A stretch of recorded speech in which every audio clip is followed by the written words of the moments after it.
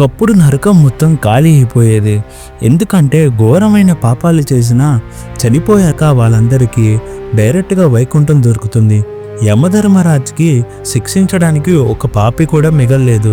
దానికి కారణం భూమి మీద ఉన్న ఒకే ఒక గుడి, అదే పూరి జగన్నాథ్ టెంపుల్. సముద్రం దాటి గర్భగుడిలోకి వెళ్ళిన యముడు జగన్నాథుడిని నిలదీశాడు. నీ దర్శనం వల్ల పాపులు కూడా పుణ్యాత్ములైపోతున్నారు.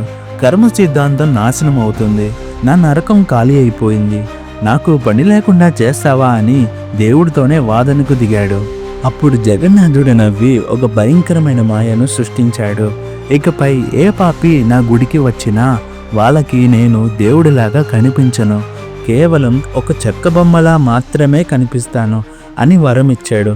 అంతేకాదు, గుడికి వచ్చే పాపులను గుర్తించడానికి స్వయంగా యముడినే పూరి గుడికి కాపలాగా పెట్టాడు. అందుకే ఈ రోజుకి పూరి గుడిలో పాపాలు చేసిన వారికైనా కేవలం ఒక చెక్క బొమ్మలా మాత్రమే కనిపిస్తాడు అని అంటారు. మరి మీకు ఆ జగన్నాథుడు దేవుడిలా కనిపిస్తున్నాడా లేదా మామూలు విగ్రహంలాగానా? కామెంట్ చేయండి. ఇలాంటి ఎన్నో ఆసక్తికరమైన విషయాలు తెలుసుకోవడానికి సనాతన టాక్స్ ఛానల్ని సబ్స్క్రైబ్ చేసుకోండి.